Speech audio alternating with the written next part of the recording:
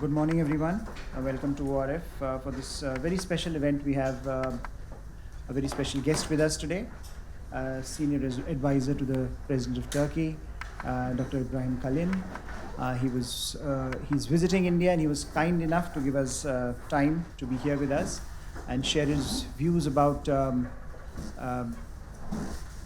about global politics, about Indo-Turkish relations, and about a range of other issues, because he also wears many hats. He's also a think tanker. He has set up a think tank, a founder of a very prominent think tank in Turkey. He's an academic, a scholar of Islamic studies and foreign policy. So we look forward to hearing his views on a range of issues today, and then an interaction, which he has politely agreed to do with all of us. So with that, let me hand over this to Dr. Kalin, and the floor is all yours. Thank you. Good morning to you all. Thank you for your kind invitation. I'm very happy to be here. As indicated, I am here on an official visit. We had discussions yesterday at the Prime Minister's office with the National Security Advisor, my old friend Mr. Doval, to talk about Turkey-India relations. I would like to share a few thoughts about how we see the state of the world currently from Turkey, from our part of the world, but also would like to hear maybe in the discussion session from you how you see things developing. I say this with the following idea in mind. We are going through an interesting period in global history where everything has become intertwined. Globalization has opened up new opportunities, new possibilities in terms of widening our vision and horizon, but also has created a sense of urgency to find a route, an anchor point in this increasingly disordered, chaotic world. If globalization is a big wave coming over towards you as a person, towards your society, your culture, your country, everybody feels like they have to have an anchor point to weather this new phenomena. As a result, globalization has also created its nemesis, if you like, or its antithesis, where ideas of local, national identity and rootedness have come back with a sense of revenge. Therefore, you see on the one hand globalization going in different directions, but also a sense of search for national identity, what it means to be a human person in a general sense, but also what it means to be a Turk, an Indian, a Muslim, a Hindu, a Persian, an American, a British, a French, and so on and so forth. That has obviously created new dynamics in our current state of affairs in the world. How we respond to this new phenomenon, I think, will shape the future of not only politics, but also cultural, social relations, media, and other ways. The other important point is that we are still living under the heavy weight of Eurocentrism. In many ways, we still see and value and appreciate the main ideas of culture, politics, social interaction, media, education, history, memory, art, through a Eurocentric perspective. What I mean by this is not unknown to you, I believe.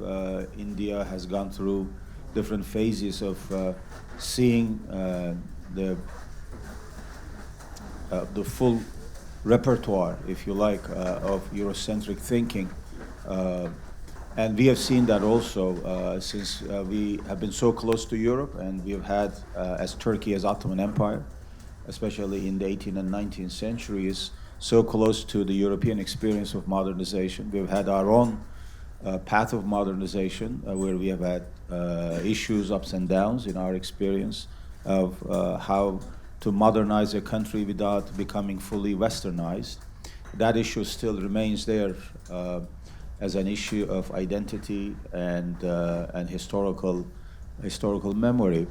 But what I mean by the heavy weight and presence of Eurocentrism is not only the fact that we still communicate, unfortunately, through the channels of the world of media and literature and terminology that is mostly produced in Western countries and imported, exported, or imposed upon other societies, but also our sense of history.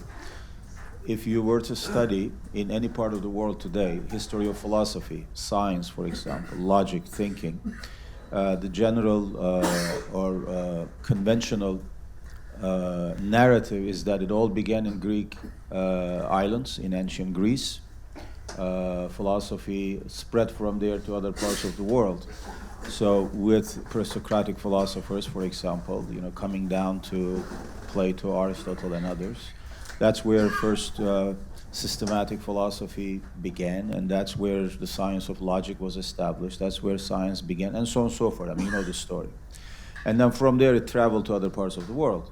Muslims picked it up. They revived the ancient Greek philosophical ideas, but then they passed it on back to Europe. So Islamic philosophical tradition, for example, remains as a long footnote to that tradition. This is more or less how you will study philosophy.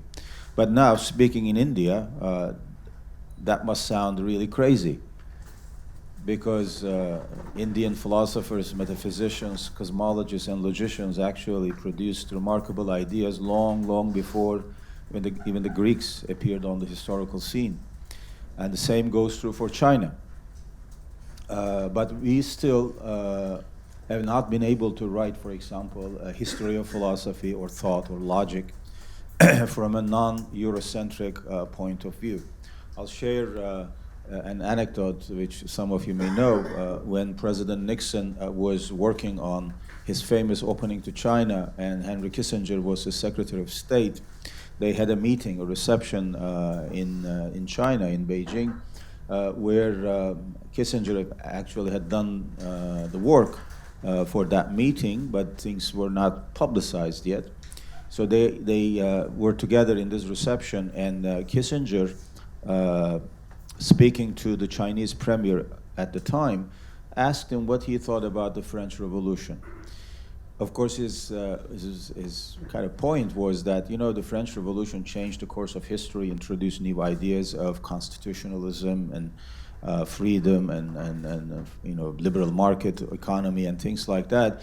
So his suggestion was that, so when is China going to pick up these ideas and join the Western world and give up on this crazy idea of communism, socialism, and all of that? So, of course, the Chinese premier was a very smart man. He understood, he got his point, and he said, also the French Revolution. Kissinger says, yes. So that was in, when was that? In the 19th century, 18th century, right? 1789. So the Chinese premier looks at Kissinger and says, it's too early to tell. For a statesman who comes from a tradition of 5,000-year-old state tradition, of course, the French Revolution is something that just happened yesterday, even though it happened, over 200 years ago. So the longer view of history presents you a very different perspective. So even political history, unfortunately, is still written from that point of view. The reason I raise this issue is that and I tell this to my colleagues in Europe, French, British, German, and others, that Eurocentrism, in fact, hurts even Westerners themselves, because it excludes the vast majority of the people on Earth.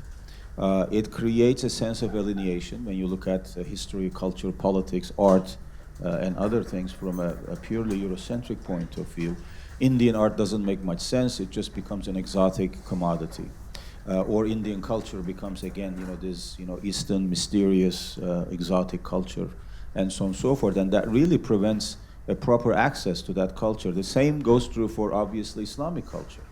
Orientalism, which began in earnest in the 18th, 19th centuries and reached its peak really in the late 19th and early 20th century, produced these walls of misperception between Western academic world and, of course, policymakers and opinion makers and the larger Muslim world. They never really understood the Islamic world as a living tradition. They looked at the texts, obviously. That's understandable. As an academic, of course, you begin, with the study of the foundational text of any culture and civilization. But you have to understand what gives life, what breathes life and spirit into those texts. You have to go and meet the people. Not a single Orientalist in Europe until almost the beginning of the 20th century took a trip to any Muslim country to study any aspect of Islamic culture. I mean, can you imagine that? The earliest works of Orientalism began to be written in the 17th century. And they were prominent Orientalists, by the way. I mean, they produced good work. I don't deny their contributions in terms of scholarly output. But in terms of meeting the people and talking to them and seeing the life on the move and trying to get a pulse of that culture and society, they show no interest. Said it's a dead tradition. It just lives on in texts, and so what they did was to take up some books of fatwa and try to analyze how Muslim legal thinking works. But in reality, of course, there is much more to a culture, to a society than the texts that were written under certain circumstances and periods, etc. That Orientalist perspective obviously spread to many other areas. It shaped the perception of Islam and Muslims in the media, in popular culture. As a result of that, for example, the Hollywood, that huge image-making system now looks at Muslims, mostly Arabs, as either terrorists or spoiled, oil-rich, crazy guys, or sexually not only motivated but driven, and so on and so forth. It's interesting. It's really a reverse reflection of the fantasies of the Hollywood people and screenwriters and others onto the Muslim world. And that goes true for much of what has been written about India, about China, about other non-Western cultures as well. So as a result, what you end up with is the following two main kind of dominant images, sex and violence. That's what modern Hollywood productions, most of them actually thrive on. You have sex and you have violence. And interestingly, if you don't have either one of these, it doesn't sell. Of course, that's not what a visual culture should be about. There are other ways of getting your message across without using sex or violence. And Indian cinema, in fact, has proven that is a possibility. The Iranian cinema has proven that, in fact, you can have some of the most beautiful artistic expressions on the screen without necessarily using sex and violence. Turkish cinema is catching up. African cinema has produced some remarkable works in this line. Korean, Japanese, and so on and so forth. But you never see them on the major radar screen, right? I mean, of course, you have Bollywood now, competing with Hollywood, but it's never at the same level because you don't have, a kind of a plain leveling field to compete. Therefore, these images are also read back into culture. And when you look at, for example, how the Prophet of Islam has been described in most of the Western literature, he's been associated with sex and violence. He had many wives, that's the story. And then, he used violence against his opponents. So again, these two things, come back and again in different forms. And obviously that's now how many people look at, Arab culture, Muslim culture, and so on and so forth. So this is a problem. This Eurocentric perspective, Orientalist understanding of the Orient, and so on and so forth. Late Edward Said rightly once said that the Orient is a career. That is working on the Orient, the so-called Orient, which includes the Islamic world, the Indian world, the Chinese world, and the rest, is a career for many people in Europe. But what have we done to overcome this? Unfortunately, that's a question for us. That is, as say Turks, as Indians, as Chinese and others. So what have we done really to counter this narrative and produce a non-Eurocentric perspective on culture, politics, history, art, and many other fields? The reason I raise this issue particularly, and I'll come to political issues. I know this is a think tank, so we will talk about policy-oriented issues.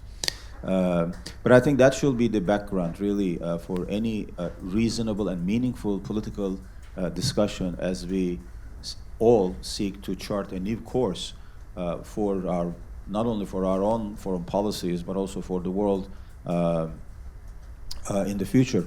One last point I want to raise before I turn to more policy-oriented issues is the element of culture and civilization, which is often neglected in our analyses of current affairs, as if we think or we pretend that they do not matter. As I mentioned at the beginning of my remarks, the issues of identity do matter. They have not gone away, despite the fact that modernism, postmodernism have really kind of chipped away at the very idea of identity, claiming that, well, we are all world citizens now, claims to local, national, domestic identities, do not matter anymore. No, to the contrary, as I said, globalization has come back in different forms, and issues of identity, belonging to a community, to a culture, sharing a collective memory, these key values remain important, and of course they have obviously a clear impact on how we devise policy, how we conduct foreign policy, how we shape our own political imagination in the world today. And of course, the word civilization has been used and misused and abused, especially in the 18th and 19th centuries, to justify, again, European colonialism. When the British came here, obviously, they never claimed that they were here to colonize India, but they were here to civilize and bring culture and civilization to India. The same thing, when the French went to Africa, when the Italians went to Africa, they did the same. When the Portuguese or the Spanish went to, or Dutch went to Indonesia and Malaysia, they made the same claim, that we are here to bring you culture and civilization because you don't have it. And again, this is funny, especially, given the long cultural and civilizational tradition, say, of India. But they had to present India as lacking, what, two things? Law, they don't have a legal system. Second, culture and civilization. So therefore, they needed an external agent, a master, trainer, and so on and so forth, to bring them culture, civilization, and law. That is the key to establishing order, and so on and so forth. But the word civilization itself has just the opposite meaning, in the sense that it goes back to the word civitas in Latin, and it means to be civilized. The Greek equivalent of that word is polis, as you know. It means city. So city life is the proper place for the flourishing of culture and civilization. And being civilized is also indicated in the etymological root of the word polis, because that also means being kind and civilized. The English word polite comes from the same word as polis. So that's where people come together to resolve their issues, their problems, through peaceful negotiation. And the Greeks themselves believe that that can only happen through the use of logos, meaning both language and logic. When Muslim philosophers translated logos into Arabic, they translated as nutq. When Aristotle defined the human person as zoon politikon, a political animal, there political means exactly in that sense. Someone who lives in the city and resolves his or her issues through political negotiation, not through violence. Therefore, the root meaning of civilization is to be against violence. And you resolve your issues through negotiation and peaceful means. Imperialism, colonialism is just the opposite. Whether you claim to bring culture, civilization to a society or not, you're basically imposing violence on other people. So that goes against the very idea of civilization. In the Islamic languages, the word civilization is usually the word Medina, In modern Arabic, it's hadara. It's a modern convention, but in classical Arabic, it's more Medina, Madaniya, Madaniyat, and it's related to the city also. Medina means city, but also it means the city of the Prophet, the Medina that we have in Saudi Arabia today, because before Prophet of Islam migrated to the city of Medina, it used to be called Yathrib, and it was only after the migration of the Prophet it came to be called Medina. And it was known as the Medinatun Nabi, the city of the Prophet, the Medina of the Prophet, because that's where Islam began to establish its institutions, became the seed of the future Islamic culture and civilization. The reason I mention this little kind of wignet, if you like, is that civilization and being civilized is related to how you deal with the world and with other human beings. Has very little to do with your economic power or military power or your level of so-called development. A person or a society can be extremely rich, but also horribly uncivilized. A society can be extremely poor, but perfectly civilized. Someone who deals with billions of dollars every year in Wall Street can be among the most uncivilized, barbarian type of people, even though the appearance looks very shiny and all of that. Or by contrast, a simple peasant in an Indian village or in Anatolian village or in Chinese village can be the most civilized, humane person, because that person knows how to deal with the world of nature, with the natural order of things, with other human beings, respecting their right to life, being content with what they have, and trying to do the most with what they have. This civilizational perspective, I think, is important for a proper and deeper understanding of international relations in the 21st century. So Huntington had a point when he said, in his famous article, that the future of international relations in the 21st century will be shaped by considerations of identity, culture, and belonging. The conclusion he drew from that was wrong. That is, he kind of believed that this will end up in a clash of civilizations, and in an alarming way that fed the neocon spirit of the time, early 1990s, right after the end of the Cold War. He claimed that the Western civilization is under threat by the growing influence of other cultures and civilizations, especially what he called the Sino-Islamic alliance. The Chinese Islamic alliance will pose a serious threat to Western civilization, to American interests, etc. So they have to take action. That's where, and I had a discussion with him about this actually before he died at a round table like this at Harvard. He kind of admitted that what he said at the end of his analysis, the clash of civilization, was taken way out of its proportions, not context, but it was used and misused to kind of inflame conflict and collusion. He said that's not what he meant, but that's how it ended up.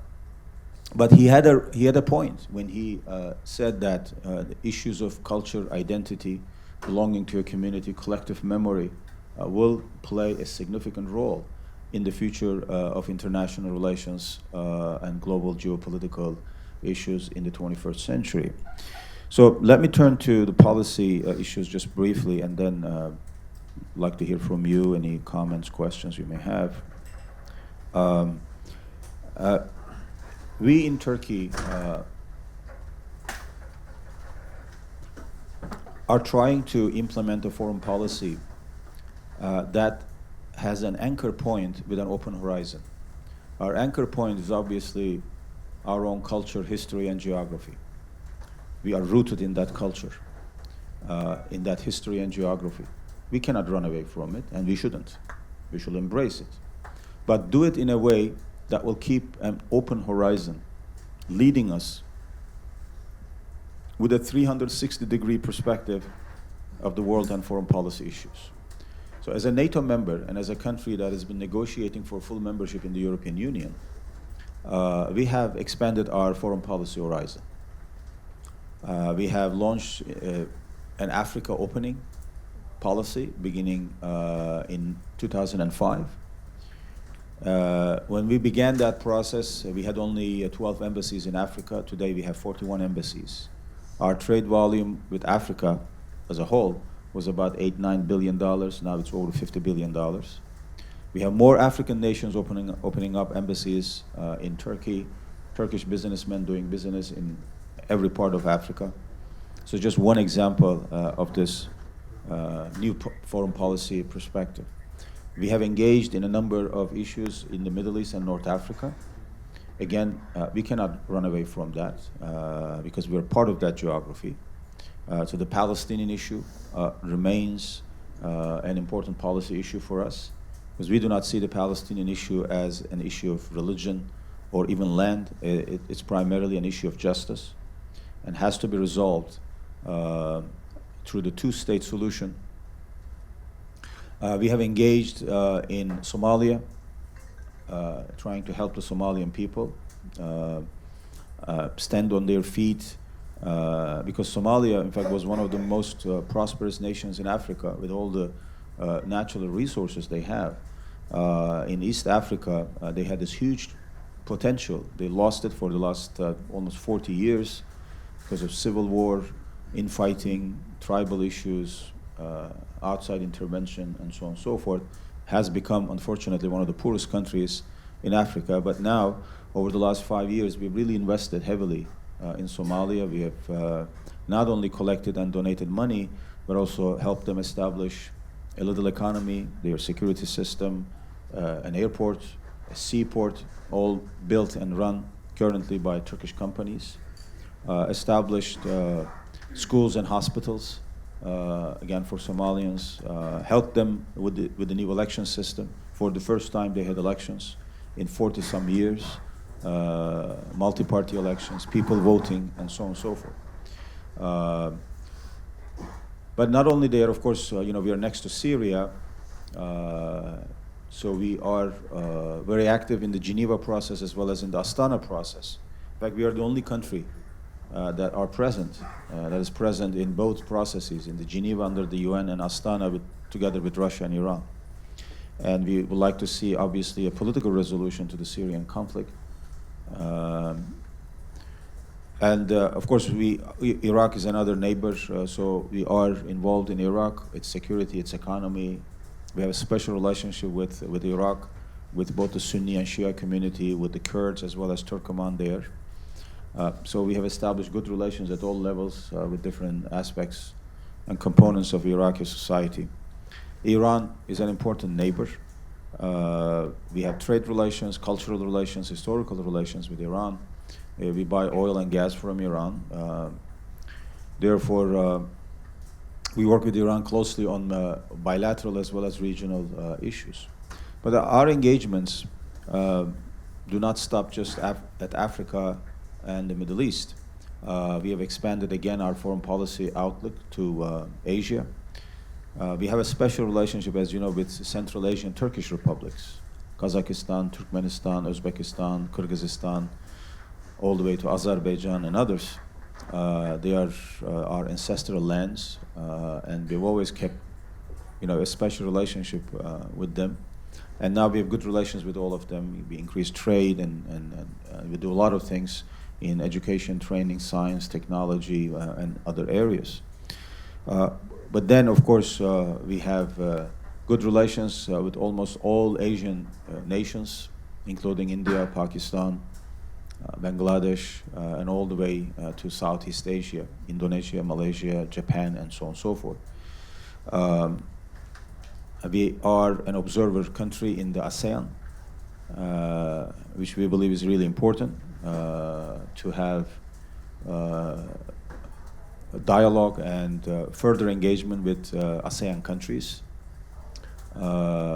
We have also expanded our foreign policy outlook to include Latin America. Our president has been to both Africa and Latin America probably more than any other leader in office today. I can say this for Africa definitely, but also for Latin America. Therefore, we have expanded our foreign policy outlook to have this 360-degree perspective, because we do not think foreign policy is a zero-sum game. The fact that we are a NATO member doesn't mean that we cannot engage or have good relations with Russia, China, India, or other big players on the world scene. Another important point, guiding principle for foreign policy, is the fact that in this day and age, none of us is secure until all of us are secure. Security has become a global issue. I cannot claim safety and security for myself and for my people if I do not look after the safety and security of other people. Because Turkish security doesn't begin just at the Turkish-Syrian border or Turkish-Iraqi border. It begins way beyond that. So if I want to be safe, I want to make sure that my neighborhood is safe, my region is safe. And that obviously holds true globally. We all see this, the menace of terrorism, showing its ugly face here and there, whether in New Zealand or Sri Lanka, whether in India or Turkey, whether in Paris or United States. We have to fight against it, obviously, collectively, because global challenges require global thinking and global solutions. Everything has become intertwined. Therefore, we repeat all the time that security has to be for all. No one can claim immunity from the threats of security in the 21st century, because, again, none of us is secure until all of us are secure. We try to create win-win situations for our neighbors as well as for ourselves through multi-party engagements, agreements. And to do that, we know that security is not just about policing. Security involves a much wider policy outlook where you have to engage politically, economically, culturally, and otherwise. Therefore, we emphasize economic relations and seek to improve our bilateral as well as regional economic relations with all neighboring countries as well as others. With India, we have a long cultural, historical, social, political relations going way back before the modern period. Even before Turkey was established, before India as a modern nation was established. I mean, you know all that history, so I don't want to, repeat what you already know, but just as a reminder how deep that culture or cultural tradition is, I think it's important to remember long before the ideas of multiculturalism, religious pluralism, and diversity were even discussed in Europe, they were practiced here in this part of the world, with Hindus and Muslims and Jains and Buddhists and Sunni and Shia and all the other subdivisions, with obviously certain difficulties at times. I don't want to idealize everything, but the fact that that experience of cultural coexistence, what the Spanish historians called convivencia for Andalusia, in fact was practiced here in this part of the world, in the subcontinent of India. Centuries before, as I said, these ideas were even raised. And that's a remarkable asset, I believe, for India today and for our relations between Turkey and India. When our president visited India in 2007, 2 years ago, our trade volume was about $6.5 billion. With just one visit, it has now reached over $8 billion. It's 8.3 or $8.4 billion. And the two leaders set $10 billion as the new goal for trade between our countries. And we believe that's quite achievable. Even though the trade deficit is against us, we're buying more from India than selling. But we're looking at ways to compensate for it and increase the trade volume between our countries. India has proven to be a very resilient economy scoring a growth rate of about 6.5 over the last 5-6 years. That's really remarkable. And Indian governments, successive governments, have been able to raise millions of people, tens of millions of people from poverty to mid-income or low-income status. That's also remarkable. You have about 500 million, mid-income, kind of middle-class population in India today. And I believe India, like China, like us in a smaller scale, is one of those countries that have used its population as a tool for development rather than underdevelopment or poverty. Of course, there are issues, I'm sure, you all know, and you are in the election cycle. It's not for me to comment on that. But as the largest democracy in the world, we value our relationship with India. And we remain committed to improving our economic and political relations as well as cultural human-to-human relations with India. So with these new economic goals, which we believe are quite achievable, we have already turned a new page in our recent history of relations. Politically, the two leaders have developed a good chemistry. When Prime Minister Modi visited Turkey for the G20 summit in 2015 in Antalya, that was their first meeting, and I was present in that meeting, and that was a very good start. And then they met several times. They met, of course, here when our president came in 2017 May, and then they met in Hangzhou for the G20 summit again in China, and then in South Africa during the BRICS meeting. So we look forward to the visit of Prime Minister Modi after all the dust settles down, obviously, here, the election and all of that, to Turkey, hopefully in the last part of this year. Again, this is not a political I don't know the outcome of the election. Don't get me wrong. Whoever is the Prime Minister, let me correct it this way.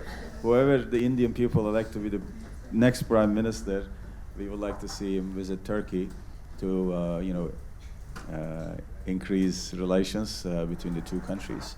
And on many other levels, I think we have really tremendous potential to work on bilaterally as well as regional issues.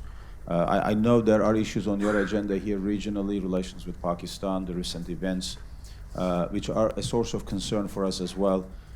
When that terrorist attack happened in Puama, we immediately condemned it within an hour, actually. Our president spoke both to the Prime Minister of Pakistan and your Prime Minister. And we said, look, we cannot approve of this kind of acts of terrorism, and we immediately condemned civilian people being killed and all of that.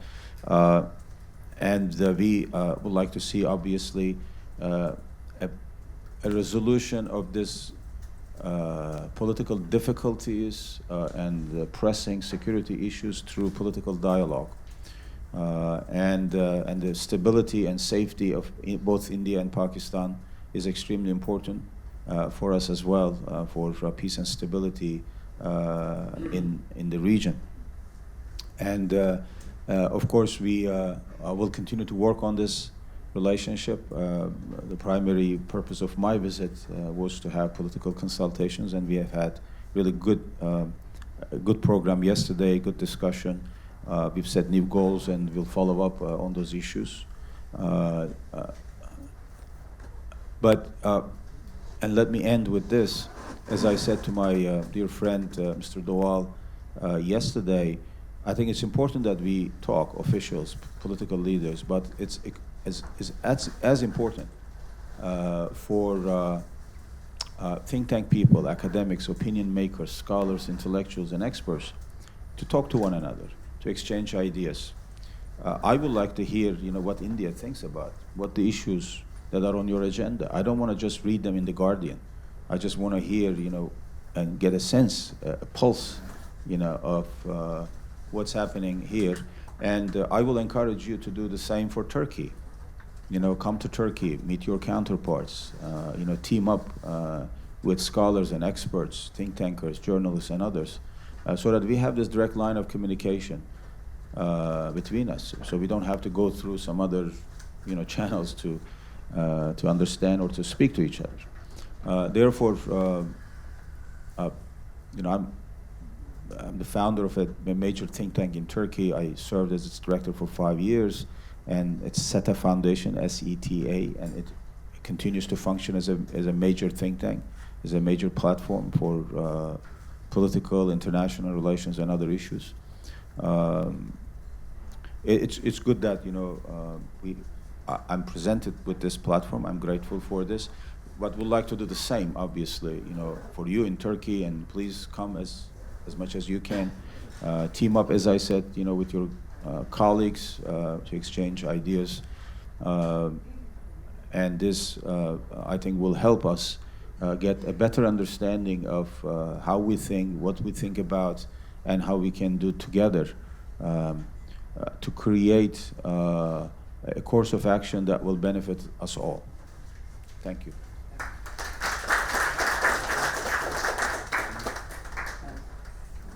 Thank you, sir. You have raised a number of issues here. I think both the thematic issues of identity, globalization, how the two are to relate to each other. You have given us a broad overview of Turkey's foreign policy, and you have touched upon India-Turkish relations. I'm sure there are a number of issues that people would like to flag. Before they do, can I,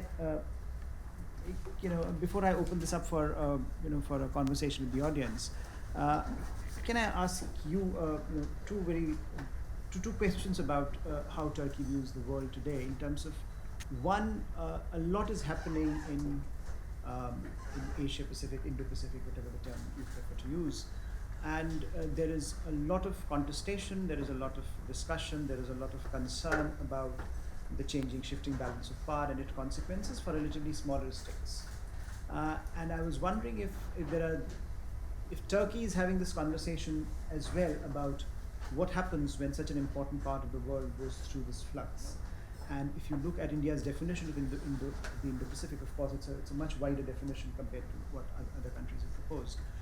And therefore, Middle East being such an important part of that wider arc, I was wondering if you can give us a sense of the kind of debates that you are having in Turkey about the rise of China, the implications about what perhaps Americans might be doing there, and what, how they would like to reshape or reconfigure their footprint, and the implications that this will have on other states in the region. The other is, I think you raised a very important point about the possibility that you see Turkey navigating this relationship between NATO and Russia. And we all know that the contestation between NATO and Russia is now increasing.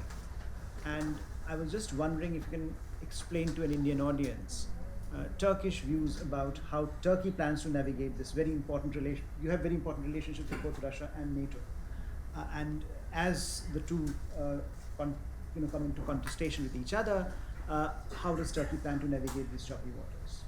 So before I open this up, let me ask.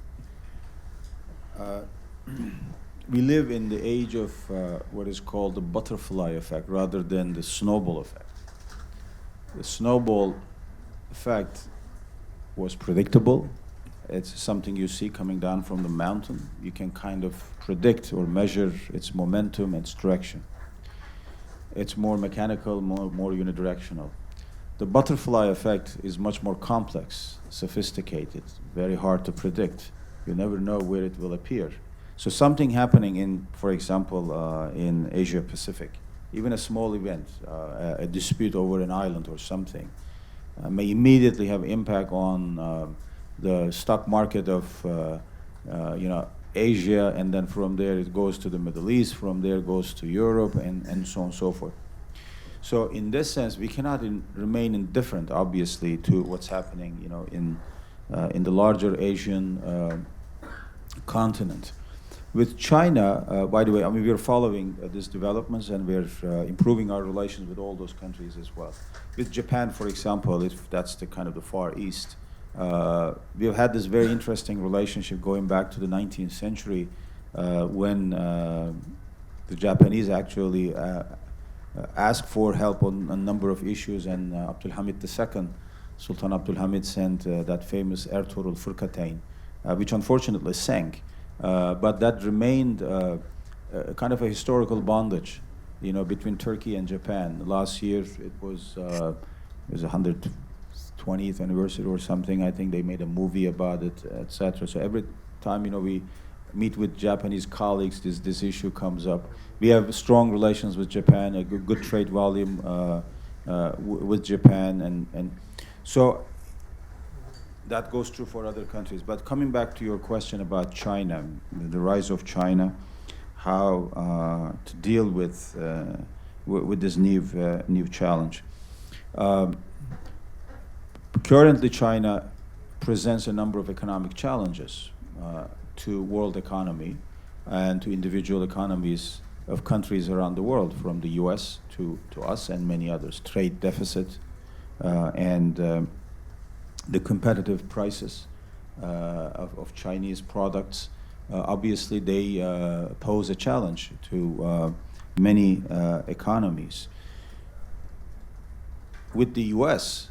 And the unilateralism that the Trump administration is following now, trade wars will cost everyone. Raising tariffs and taxes in the name of protecting American economy will certainly backfire, will end up hurting everybody. Protectionism, unilateralism have not worked in the past and will not work today and tomorrow. It may bring some short-term gains for, say, the American economy, but it will certainly hurt their interests in the long run. And given the weight of the American economy, obviously, in world economy, if one country begins to follow unilateralist, tariff and tax-based protectionist policy, others will be obliged to follow. And that will create new walls of, you know, trade wars and taxes and so on and so forth. So everybody will be impacted by this new development. We have good relations with China, even though we sometimes have issues over the issue of the treatment of Uyghur people in Western China, in the Xinjiang region. But we fully support China's One China policy. We reject any kind of cessationist agenda, any terrorist activity by any group. We have ended the activities of a couple of groups that were openly anti-China and so on and so forth. So we have a good understanding with the Chinese about these issues. But then the next question is, with this new economic giant, China, becoming also a political player, what happens then? Now the second largest economy in the world and growing. How to deal with China as an economic player and then as a political actor? I think that's a question for all of us to think about. And again, our approach is not sanction, not pressure, but further dialogue and engagement. This has been our policy vis-a-vis the sanctions on Iran. We have told American officials, in fact, I was there with our Minister of Defense and Finance 2 weeks ago. We spoke to our American colleagues about this, that further sanctions on Iran will backfire because the sanctions have never worked on Iran. The Iranians have learned how to live under adverse conditions.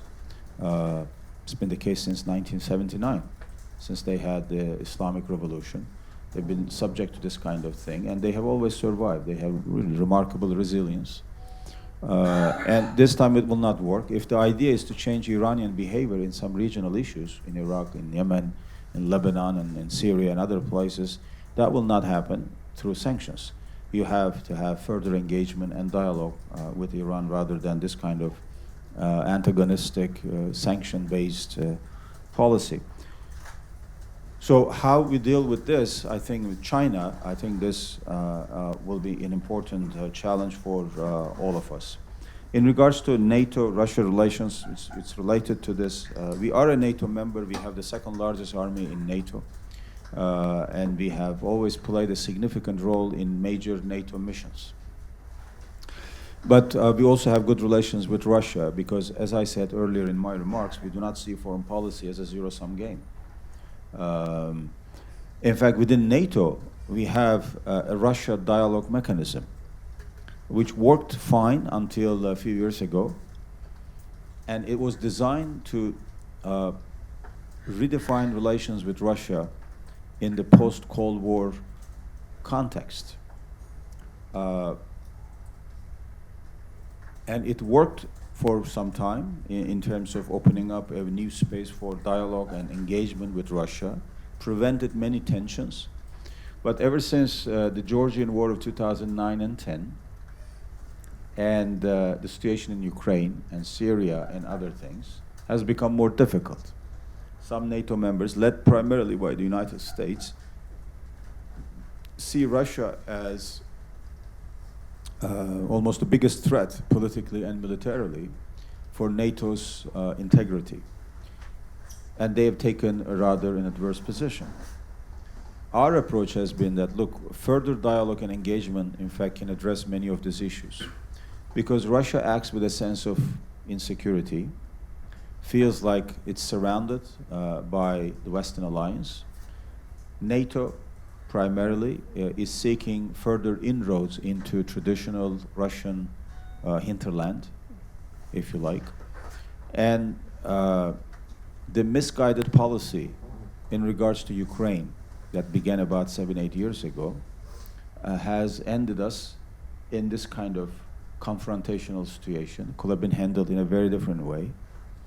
The reason I say this is that the Ukrainians were encouraged to stand up to the Russians, but then they were left out in the cold by primarily most Western countries.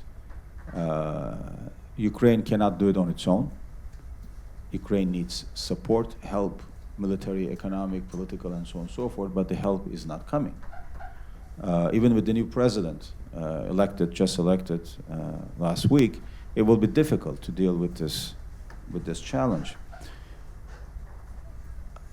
I think we have to understand the Russian political psychology, why they're acting the way they are. President Putin obviously is a strong leader, but he's just an expression of that political mindset. The sense of insecurity, the sense of alienation from the system, the sense that the Russians are being pushed out of the system, they're not treated fairly. Even psychologically, again, I mentioned the Hollywood images of Arabs and Muslims, but look at the Russian types in most Western movies. They're the mafia type. They're always this ugly, not ugly, but kind of dark people, with merciless connections and so on and so forth. You talk to any Russian, any ordinary Russian, of course they're very upset. So this is not who we are. We are like you. We are just as human as anyone else. We have families. We have, our issues and so on and so forth. But the sense that the Russians are being pushed out of the international system and all of that obviously comes back with a sense of revenge. So President Putin is basically using this as a base for his political muscling in Syria, in Ukraine, and other places. I believe he wants to have a grand bargain with the West. Who's going to do that grand bargain with him is the $64,000 question. President Trump, I think, tried honestly to have good relations with Russia when he was elected. He said this during his election campaign, and he tried in the first few months of his presidency. His thinking was that it's not Russia, but China that will be the most pressing challenge for the US in the years to come, economically. So to counter this Chinese challenge and create a sense of balance, I have to get Russia on my side. That was his thinking. But the US system, which is obsessed with Russia, which has always been obsessed with Russia since the Cold War, said, no, you cannot go in there. And they came up with this idea of the Russians interfering in US elections, which turned out to be not true now with the Mueller report. So President Trump is kind of exonerated, and but the Russia-phobia is still very much present there. It's very strong. Therefore, they see anyone having good relations with Russia as a traitor. That includes us. Says, how can you have defense relationship with China? I mean, with Russia. And I spent hours speaking about this, to the Americans. I said, look, the decision to buy S-400 from Russia was not taken overnight. We spent about 10 years trying to purchase the Patriot missile defense system. We failed collectively. Why? Because we have three conditions for any air defense system. One is the price. Number two is delivery date. And number three is co-production, that is transfer of technology. And number three is the most important out of this three, by the way, because we would like to develop this technology. We are a NATO member. We are part of the Transatlantic Alliance. We have taken risk and played a key role in all NATO missions, protecting Western interests in the Middle East, in the Balkans, and other places. And we're not giving access to this technology. That's not friendship. That's not alliance. That's not partnership. I mean, how can you deny Turkey this right? So 10 years our president as prime minister spent, believe me, trying to purchase the Patriots. It didn't work. And then we began looking for alternatives. And we made it clear from the very beginning. We said, look, we are looking for alternatives. We will talk to the Chinese. We did. We will talk to the Russians. We did. We will talk to the French and Italian consortium called Eurosam. They also produce a air defense system called SAMP-T. Said, okay, we will talk to them as well. And we did this transparently. And we told the Americans, look, we are ready to purchase the Patriots from you, provided that the conditions are the same as the Russian package, or at least close. And then the Americans told us that, no, you're joking. You cannot do that. No, you will not do that. We said, no, we're doing it. We're serious. He said, no way. No, the Russians will not give you the technology. Russians will not give you the best price. We said, they did already. So, I mean, they live in a different world. They never actually realized how serious this issue was and how resolute our president was about this issue. But we made it clear to them 1,000 times. We are doing this. We are signing the contract. And there is nothing secret about this. Look, this is very transparent. We're declaring it. We are saying it. It's all out there. And then what really triggered the whole thing, again, was the decision by the Obama administration to pull out their Patriot batteries from Turkey in the middle of the Syrian war. 3 years ago, 3.5 years ago. When we were given this notice that they were pulling out their Patriot batteries, we asked them, why? Said, they needed maintenance.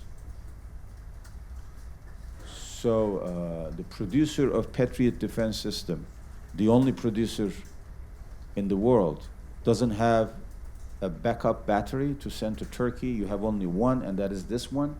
That is in Turkey, and now you need it for maintenance. And I said, okay, how long will it take? We don't know. Just a few months after that, the Germans pulled out their Patriot batteries from Turkey. It was at that moment we said, okay, that if that's the treatment we're getting from you, our ally, our NATO ally, partner, strategic partner, and all of that, okay, then we will look for alternatives, definitely. So we decided to go with the Russian S-400 defense system. Now they're threatening us with CAATSA sanctions. Same sanctions that they're threatening India with.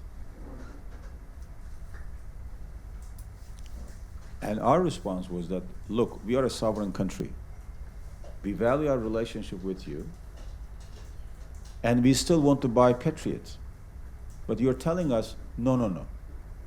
First, you will cancel the S-400 agreement. Secondly, you will buy the Patriot from me on my terms. You will not negotiate. You will just take what I give you. I said, look, there is a term for this kind of behavior in international relations. I don't want to say it here now. But we are a sovereign country. We make our own decisions. And we have to protect our own national interest. You have to understand this. As we respect your sovereignty, we expect you to respect ours. That goes through for other nations. So when I heard about Indian interest in purchasing S-400 from Russia, I expected that kind of response, and it did come, actually, that response immediately. So, oh, we will apply cuts of sanctions to you as well. And so, all right, so we are still talking. We're trying to resolve this issue through negotiations. But the point is that this is not the way to engage Russia. I think that we can find other ways to engage with Russia. We have issues of disagreement with Russia over annexation of Crimea, which we never recognized. Over Ukraine, what's happening in eastern Ukraine, again, we do not agree. Over the future of the Assad regime in Syria, something that we disagree with Russia. But still, we believe, despite these differences and disagreements, we can conduct business through political negotiation. So coming back to your question, I think the NATO-Russia dialogue platform, which exists actually as an institution within NATO, should be revitalized, and we have to find ways, come up with creative ideas to engage Russia in ways that will not lead to this kind of total confrontation. Thank you. We have time for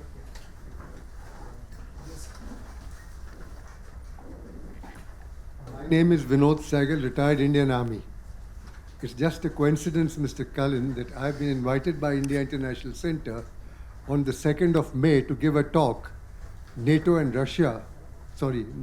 Turkey parting of the ways. So my 3 questions, very short ones, flow from that. Firstly, in spite of your explanation to the question by the chair, you are sitting on the fence. NATO is not sure that if Article 5, like George W. Bush invoked after 9/11, is invoked, Turkey will join them. The reverse is also true. If Turkey invoked Article 5 of NATO Charter, Europeans won't join you, depending. Number 1 question. Number 2, I was based in Europe 86 to 90 when relations between Turkey and NATO and Europe were the best. Soviet Union was still there. Turkey joining the European Union was very much on the card. It's the reverse today. Third, there's some sense of fear in European countries and some parts of the world that your president is trying to assume Kemalian attitudes, and it could be a threat to democracy in Turkey. These are my questions, maybe provocative, but I have to give a talk. I want your answers. Thank you very much. yes, we can have a few minutes. Will I get credit for your talk? Hi, Smita Sharma, I'm a journalist. The paper to your assistant. Please read it when you are on your flight. Sure. Please. Smita Sharma, I'm a journalist. I just came back from Colombo, where it does look like the worst is not over. And in fact, Turkey has also lost at least 6 of its own nationals in those attacks. So while the security, in terms of the intelligence dimensions are being spoken about, there's the connection of the NTJ, not much is known about it. Also the ISIS claims, which are being questioned. If you could give us a sense of how do you see the Islamic State taking responsibility for these attacks, because while territorially they might have been sort of crushed in the past few months, but they seem to be adequate enough to be causing a lot of damage where they want. And do you actually believe those claims in the first place? Should I ask the next? I'm Comrade Gupta. You have a large influx of refugees because of the Syrian and the Iraqi war. How are you really going to manage them, or you're finding it difficult to handle them? And the second question is, again, it's not very pleasant. You have not succeeded in joining the European Union. Are you still trying to do that, or you have just given it up? Thank you. Sure. Could I just ask one? Because it's not been covered. You mentioned the relationship between India and, or at least the commonality that India and Turkey are facing over the CAATSA sanctions. Actually, by coincidence, India and Turkey are also now faced with a GSP status withdrawal on May the 4th. But more importantly, India and Turkey are amongst the largest importers of oil from Iran. And they face sanctions if they continue to import oil as of May the 2nd. My question is really, has this come up in your discussions? How can Turkey and India cooperate really when it comes to this? Because you just mentioned the international term for a country that tells you it's either my way or the highway on a different subject. And my question is, why aren't oil consumers actually standing up to these unilateral sanctions? You seem to have agreed to a waiver 6 months ago, and now you seem to be agreeing to zero out as well. Thank you. In regards to Turkey-NATO relations, as I said, we remain a committed member, an active member of NATO. No one, including the US, can question our status there. We've been part of NATO since 1952, and we will remain so. But there are times when we feel like NATO does not appreciate the urgency of the security threats that we face. And that's true for some of our other allies. Turkey is the only NATO country that has been fighting against 3 terrorist networks all at the same time. We've been fighting against the PKK since 1984. And that fight has claimed more than 40,000 lives, and we still continue to fight them. The US decision, again under Obama, to support PYD-YPG, which is PKK Syria branch, in the name of fighting Daesh or ISIS, was a terrible policy decision. And we told them, look, we don't need PYD-YPG in Syria to fight against Daesh. We can do it together with Turkey, US, Free Syrian Army, and other local forces, as well as Kurds who do not belong to the PKK in Syria. But unfortunately, that policy hasn't changed even under Trump. The second terrorist network we've been fighting against is Daesh, ISIS, Al-Qaeda, and that whole group. They have targeted Turkey many times. In fact, ISIS used to have, I don't know if still they have it, a journal called Dabuk. It's an online journal. The word Dabuk is the name of a town in Syria, about 30 kilometers from the Turkish border. According to one narrative, which the ISIS people have repeated, the final doomsday or Armageddon fight between good and evil will take place in Dabuk. In Islamic term, Qiyamah will take place there after the forces of good and evil have a final clash there.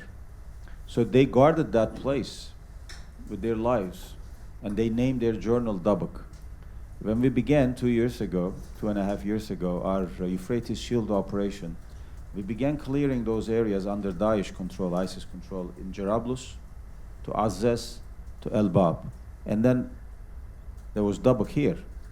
So if you imagine the Syrian map, Syrian-Turkish border, Jarablus is here, Azez, El Bab, and then Dabuk. And they said, of course, they withdrew, and we eliminated and cleared those areas. We eliminated about 3,000 ISIS terrorists during that operation. When it came to Dabuk, they said, you will see, we will have the final say. Well, that turned out to be their Qiyamah there. We're finished. But the journal Dabuk had our president on its cover. They called him Dajjal, the Antichrist.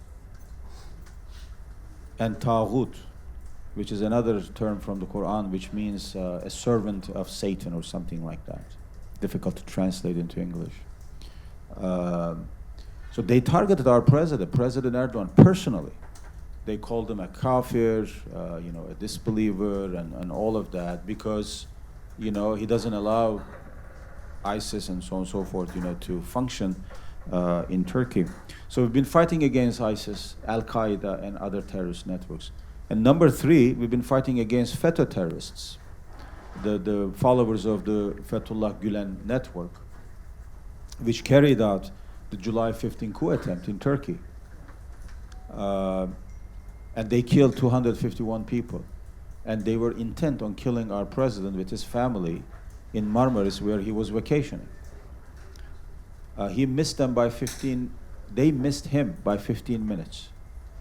I mean, if the president stayed there a little bit longer, they would have killed him there. They bombed the Turkish parliament, etc. Now, I say all this just over the last, 10 years or so. We have faced these security challenges, and we're fighting against them. What kind of help or how much help are we getting from either the United States or from NATO? I mean, you rightly mentioned Article 5. But who's going to come to Turkey's help if not NATO, if not the United States? On the PKK issue, I've been in hundreds of meetings with our US colleagues about this issue. Every time we raise the issue of the PKK in Syria, in Iraq, in Europe, and other places, they say, yeah, of course, PKK is a terrorist organization. It's on our list of terrorist organizations. We will help you. We will share instant intelligence, live intelligence. You will see. We will go after them. Never. So we know that we are on our own. Yeah, of course, that we will take care of our own. We will fight against them, whether NATO comes to our aid or whether the United States. Nevertheless, having said that, we do not question the NATO alliance and our position in it. And we will not allow other countries to question our position in NATO just because we have good relations with Russia or we are forced to buy S-400 from Russia. So that will remain as a guiding political principle for us, that is to be a strong member in NATO. Turkey-EU relations, you're right. Our president, more than any other political leader in modern Turkish history, has done to make Turkey a full member in the European Union. In 2003 and 4, he spent months traveling to European capitals to get a date for official negotiations, and he did in 2004. And then in 2005, we began the official negotiations for full membership in the European Union. Unlike other countries that joined the European Union, we were presented with a package of 36 chapters. Others joined, like Greece, like most recently other countries like Croatia and others, Slovenia, others, with a package of 11, 12, 13, 14 chapters. We were presented with a package of 36. And even to that we said, okay, yes, that is, acquis communautaire, Copenhagen criteria, legal changes you have to make in your legal system and so on and so forth. We are more advanced in some areas than many EU countries currently. But unfortunately, we were still presented with this. Okay, we said okay to that in 2005. 36 chapters.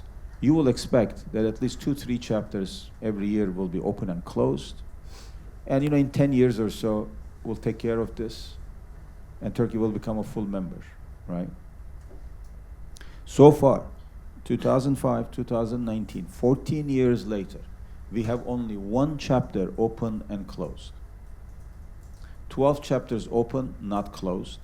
6 chapters blocked by the Greek Cypriot side, because Europe made another terrible mistake, the European Union. You remember, in 2004, there was a referendum in the island, in Cyprus.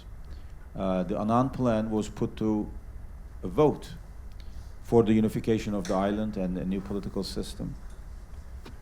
And it was a very good plan, by the way. What happened? The Turkish side said yes to the plan, and the Greek Cypriot side said no. The Kofi Annan plan you're talking about? Yes, the Kofi Annan plan. So Turkish side said, yes, okay, we will unify the island and join the European Union as one single island after we resolve this issue. The Greek Cypriot side said no. They rejected the referendum prepared by the UN, supported by the EU, all the EU countries, European countries. What happened? Instead of lifting the sanctions on the Turkish Cypriots, they accepted the Greek Cypriot side into the European Union as a full member, violating a key principle in the EU laws, according to which you cannot accept a country into EU as a full member if that country has a territorial dispute with another country. Despite this, they accepted the Greek Cypriot side into EU, so they are EU citizens now. You have EU laws and regulations in the south, and the Turkish Cypriot are still under sanctions.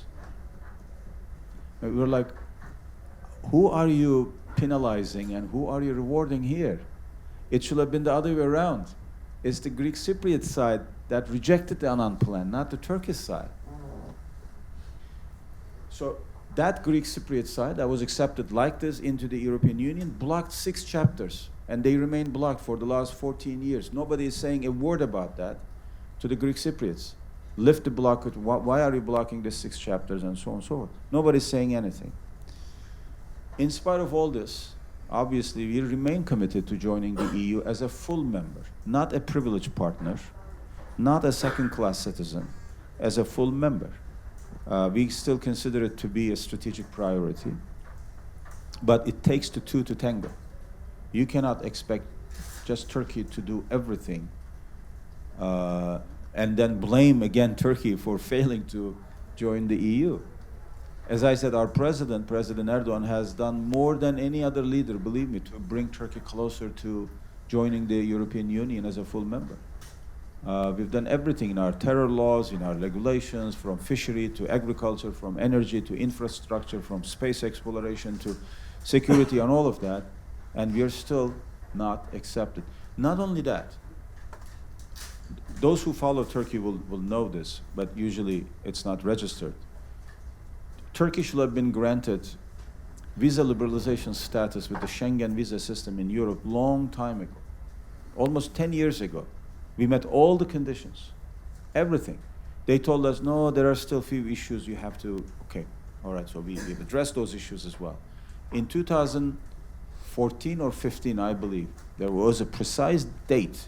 I remember very much because we attended the ceremony. EU officials came and they said, okay, Turkey will join the Schengen visa system. That is, Turkish citizens will be able to travel to Schengen countries without a visa. Yeah. Can you imagine? United Arab Emirates and Chile have been granted that status and not Turkey. United Arab Emirates, Chile, but not Turkey. What kind of a message does this send?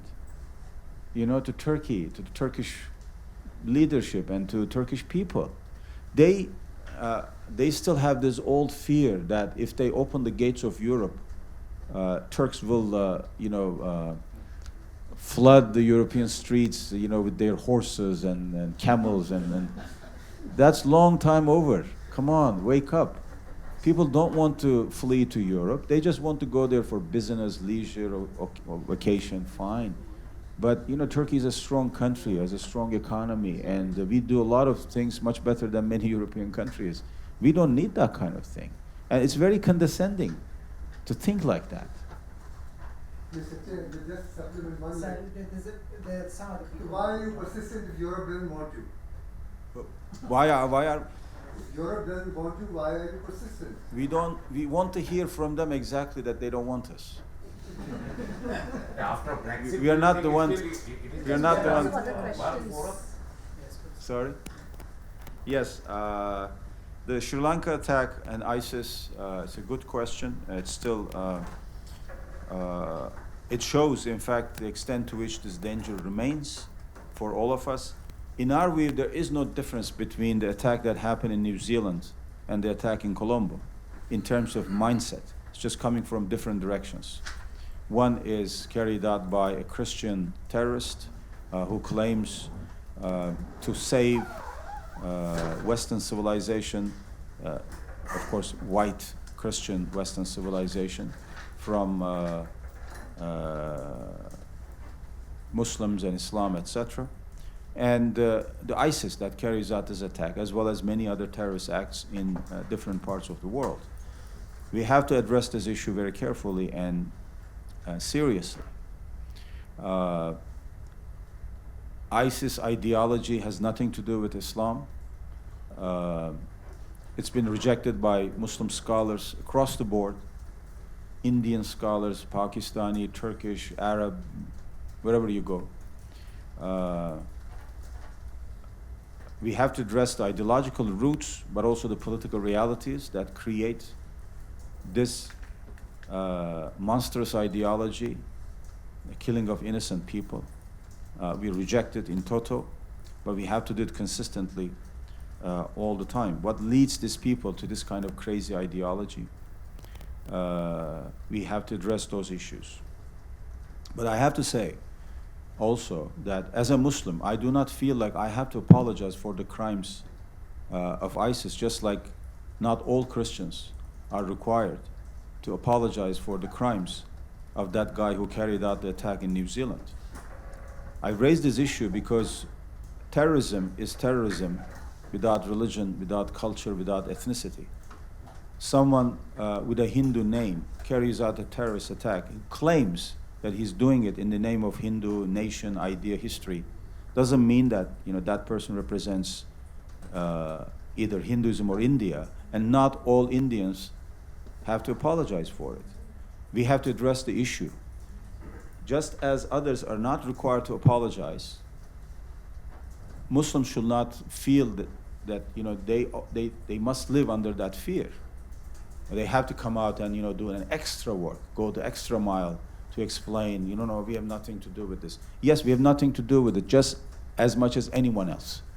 Not any less, not any more.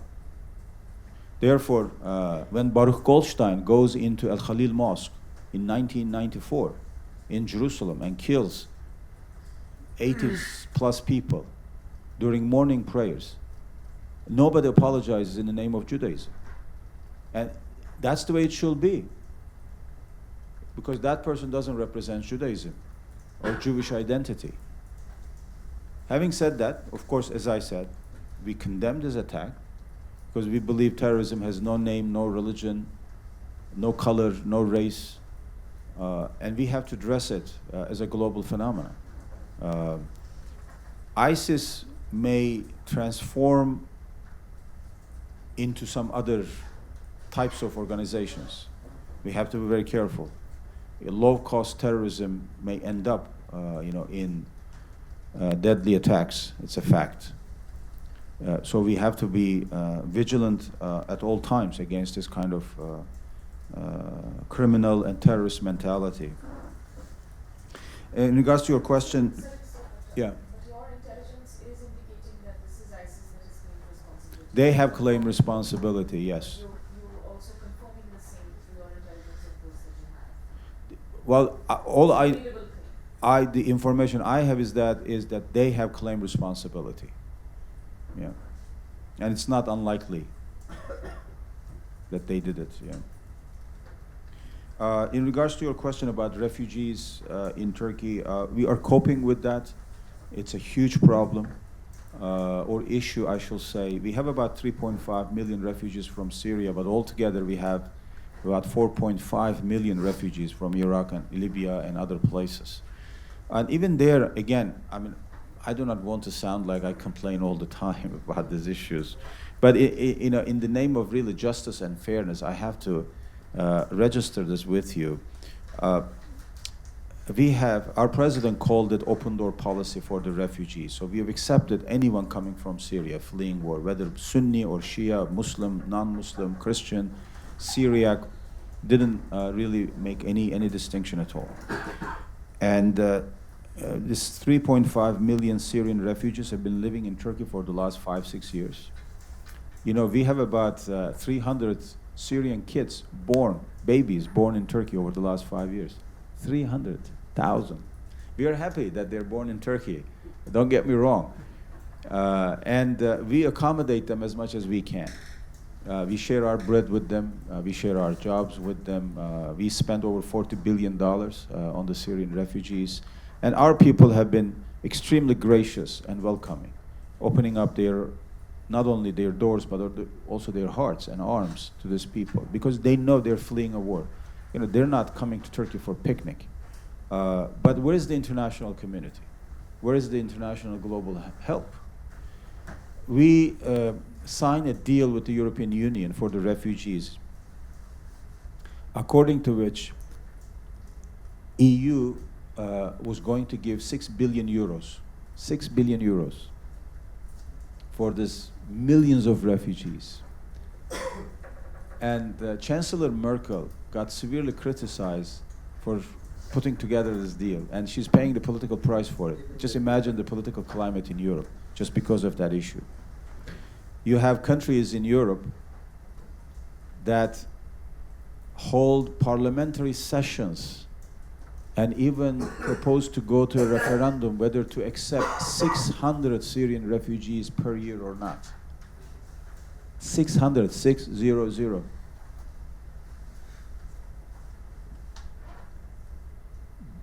They want other countries to resolve the refugee issue. They don't want to deal with it. They want these refugees to go to other places, not come to Europe. 3 years ago, we were in Brussels with our president. A small working lunch. We are talking about this Turkey-EU migration deal. I don't want to name names here, but you will guess. So all the EU leaders, 3, 4 of them were there. So we were talking about this. We said, you know, this package, okay, it's fine, but it's not enough to tackle this huge problem. I mean, it's not enough just to give a couple of $1 billion and tell Turkey or Jordan or Lebanon, okay, just deal with it. You know, we do not want to see these people in our streets. Just deal with them. It's not enough. Look, this is a big problem. It's a global problem. And we are trying our best. One of these EU leaders said, well, you know, Mr. President, yeah, you're right, but all these refugees want to come to European capitals because, you know, we have better things here and jobs and, you know, clean streets and something like that. I couldn't believe my ears that he was saying that. So I asked my president permission, and I said, if I can kindly respond to that. I just couldn't hold myself, and he said okay, and so I turned to that leader and I said, do you realize what you're saying? These people are fleeing war, barrel bombs, collective punishment. You think they're coming to Europe for picnic? Because, you know, your streets in Paris and Berlin and Vienna and London are cleaner. Is that the reason why these people, you think, want to come here, want to leave their homes? Yes, they want to go somewhere else. They don't want to live in Turkey or Jordan. They want to go back to their homes. It might be the poorest neighborhood, but it's theirs. That's where they're happy. And we are doing nothing. You are doing nothing to make that happen. You're just telling us that, you know, take this few $1 billion of euro and then just go and deal with that with them. Where is humanity? What happened? I mean, I got so upset, you know, so it was very tense. But that reflects, I mean, it's a reflection, you know, of something. So on the refugee issue, unfortunately, we have received very little international help from either the EU or United Nations or United States.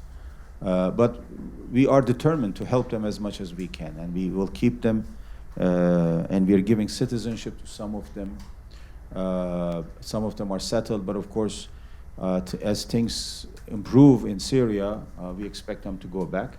But we are not going to force any Syrian refugees to go back until and unless they go on a voluntary basis.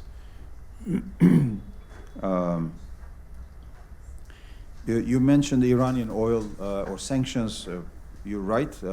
Turkey and India were simultaneously taken out of the GSP. And U.S. sanctions, we asked for waiver The U.S. said no. So we are looking at different options and possibilities to deal with this issue. In principle, we do not think the sanctions work. It hurts everybody. It will hurt, obviously, not only our economy, but also the economy of other countries. So we're talking to U.S. colleagues about this. We're talking also to Europeans. And we are on the same page with the Europeans on this issue, how we can find ways and mechanisms by which we continue to trade with Iran without affecting our economy, but also without violating the sanctions and having another confrontation with the U.S. over this issue. It takes some technical work, but our teams are on it. Thank you, sir. And I'm sorry there were some other questions, and we are running out of time, so I'll have to close it here. And but let me thank you for coming here, taking time out of your busy schedule, and let us all just give them a round of applause.